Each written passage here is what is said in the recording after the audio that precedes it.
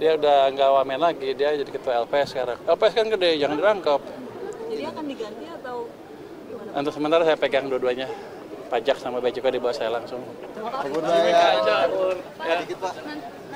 kan kepala LPS kan dilantik juga ya, jadi apa akan ada sertijab nggak sih Pak? Ada, kalau nggak salah nanti malam di LPS, saya diundang ke sana. Ada satu jam di LPS, jadi cepet. Posisi Panggi itu gimana? Di mana? Di Kemenkyu. Udah selesai lah. Dia udah nggak wamen lagi, dia jadi ketua LPS sekarang. LPS kan gede, jangan dirangkap. Jadi akan diganti atau gimana? Untuk sementara saya pegang dua-duanya. Pajak sama bea cukai di bawah saya langsung. Tapi ada usulan ke Pak Prabowo sih Pak, diganti aja atau tetap Bapak yang handle? Kayaknya kalau ada nanya saya, pasti saya bilang saya aja. Daripada saya pusing, ngendalin two step langsung kan. Sanggup Pak ya berarti? Pak, untuk gubernur-gubernur yang memprotes TKD itu responnya seperti apa? Oh, Kamera, Pak. jadi dia bukan, dia semuanya kan kalau dipotong anggarannya pasti protes. Saya bilang ya, pertengahan tahun depan mungkin ada ruang untuk ini ke atas, mengupgrade kalau ekonomi sudah mulai bagus dan pajak kita membaik ya. Kalau ekonomi bagus kan otomatis pajak juga naik kan. Nanti kita lihat, saya pesan sama mereka, ya Anda pastikan aja penyerapan anggarannya bagus, tepat waktu dan nggak ada yang bocor. Kalau itu yang terjadi maka tahun depan kita bisa propose ke atas dan ke DPR untuk menambah. Tapi kalau kesana itu nggak bisa dihilangkan, susah kita menjalankan atau menambah anggaran ke daerah. Itu utamanya saya sampaikan. Berarti ada kans untuk naik juga ya Pak? Mereka juga setuju. Berarti sebenarnya udah ada kesepakatan juga dengan gubernur-gubernur tadi Pak yang soal TKD Pak? Kira-kira sinyalnya seperti itu. Artinya kalau harusnya kan kalau emang bagus selama ini juga nggak akan ditarik ke atas, ke pusat kan harusnya. Jadi kita pastikan desentralisasi bisa jalan lagi, tapi dengan implementasi kebijakan yang lebih bagus itu kira-kira. Dan mereka udah setuju kelihatannya. Pak, tapi tadi untuk Kemenkyu untuk sementara aja. Foto dulu, kapan lagi ketemu Bapak kan ya? Iya, Bapak banyak fansnya sini Pak. Luar biasa. Salaman Pak. Salaman Pak, senang sekali Bapak foto. Nanti kalau bagus anggarannya, pajaknya, Paling ganteng. bantu. Bantu Papua ya Pak. Mas Sultan, izin Mas Sultan. Mas Sultan, tadi Pak Menteri udah ngomong soal anggaran ke daerah nih. Nah, tanggapannya apakah memang sudah akan ada mediasi lagi antara pemimpin daerah dan juga Menkyu gitu? Iya, saya malam tadi juga ketemu dengan Pak Menkyu. Kata Pak Menkyu kemarin sudah ketemu asosiasi kepala daerah khususnya gubernur dan Pak Menkyu sudah menyampaikan prinsipnya nanti secara berkala itu akan ditinjau ulang. Nah, kami kurang lebih sebulan lebih yang lalu dalam pertimbangan DPD terkait dengan era APBN memang kita sudah meng-underline bahwa memang sebaiknya TKD itu ditambah karena aspirasi para kepala daerah begitu banyak. Tapi juga catatan kita juga bahwa kepala daerah agar betul-betul produktif, efektif dan selektif sehingga juga dana TKD yang diluncurkan ke daerah itu betul-betul punya multiplier efek. Dan saya yakin sih dengan pertemuan Menteri Keuangan yang baru dengan beberapa gubernur kemarin pasti akan ada titik temu nanti. Tapi sejauh ini perkembangannya apakah memang nantinya DPD akan menjadi wadah lagi untuk menyampaikan keluh kesahnya para gubernur? Iya, kita hampir setiap hari menerima itu. Baik secara personal kepala daerah, bupati, wali kota, maupun gubernur, maupun dengan beberapa asosiasi. Nah, prinsipnya tentu kami berpikir memang sebaiknya pertama dana transfer ke daerah itu memang maksimal, tapi juga catatannya agar dikelola secara efektif oleh kepala daerah, sehingga juga anggaran yang sudah diterjunkan ke daerah itu betul-betul bisa menjawab aspirasi dan permasalahan di daerah. Pasti akan ketemu lah nanti. Ya, thank you. Terima kasih Pak. Bahlil. Ada peraturan pemerintah kasih yang bisa mengelola tambang mungkin dari kementerian apakah akan ada turunan? Iya, kita PP-nya kan baru keluar.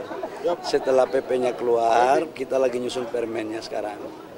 Jadi di Undang-Undang Minerba yang baru, itu diberikan prioritas itu UMKM, kemudian koperasi, kemudian organisasi kemasyarakatan keagamaan. Ya.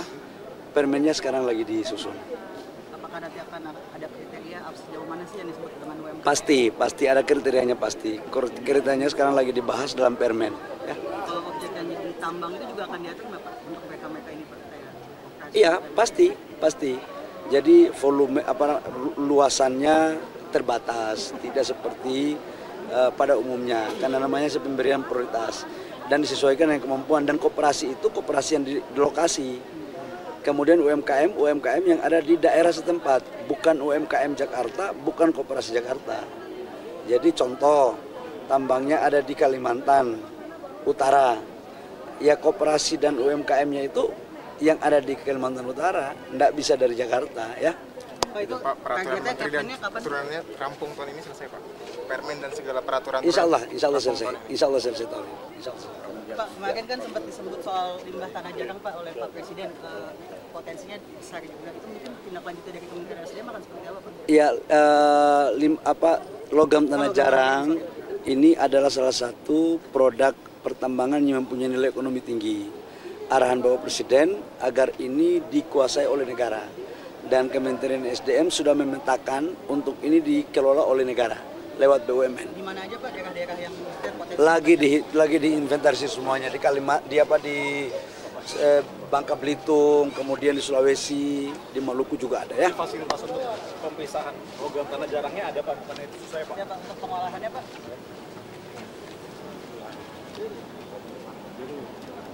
Udah. Itu adalah ahli spesialis paru. Dan salah satu kuncinya Bapak Presiden kan mengenai percepatan eliminasi tuberkulosis. Beliau tuh passionnya, hatinya dari dulu ingin kalau bisa penyakit yang membunuh 134.000 per tahun ini tuh bisa cepat kita hilangkan. Kita ngobrol gini 5 menit yang meninggal 2. Jadi makanya kita mesti cepat-cepat beresin. Gitu ya, doain ya teman-teman ya supaya sukses ya. Yuk, mari. Oke ya. Masih. Jadi kita punya Pak Menkes kemarin kan kita di belakangnya Bapak ya. Iya boleh. Kita ini Pak. Pak Menkes kemarin kan dari mengusulkan keracunan COVID itu dipantau aktual seperti MDG gitu Pak. Sudah ada datanya, sudah kita share sama nanti yang mengeluarkan. Tapi datanya kan kita tadi bisa dihapus publik kapan Pak? Bisa nanti bagian itu datanya akan pakai Kemenkes atau datanya data dari Kemenkes karena laporannya kan masuk ke khusus domainnya itu sudah masuk. Jadi sekarang tinggal dicatatkan SPPG-nya, SPPG nanti kan kita dapatnya di dan kita udah link ke sekolahnya dan SPPG-nya dan karena ini memang namanya tapi Pak untuk orang biar bisa dilihat publik ini nanti sama-sama apa tentunya itu mesti Pak Menko kita rapat ya. Terima kasih Pak Budi.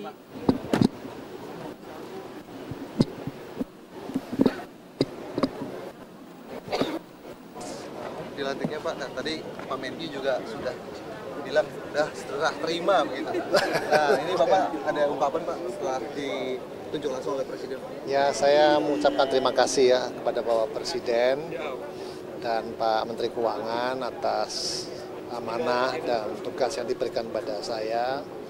Saya akan jalankan sesuai dengan sumpah yang saya ucapkan tadi dan juga untuk menjaga stabilitas dari sektor keuangan kita. Ya, jadi saya sudah mempelajari masalah-masalahnya apa dan segera kami akan koordinasi dengan internal LPS sendiri dan juga kemungkinan dengan KSSK. Ya. Tadi sebelum kesini juga Bapak ungkapkan bahwa nanti akan ada pinjaman segar ke beberapa sektor, kemudian juga kerjasama dengan OJK. Nah itu enggak itu lain ya, lain. Jadi intinya kan kita ini di ujung ya. Jadi intinya adalah bahwa LPS itu kan lembaga untuk menjamin simpanan dan melakukan resolusi. Pada waktu OJK sudah menyerahkan apakah itu institusi perbankan atau nanti asuransi kepada LPS. Jadi sebetulnya LPS itu di ujung ya, di ujungnya aja. Jadi tentu yang melakukan penyihatan, regulasi, pengawasan tetap OJK. Ya. Oke. Terima kasih Pak.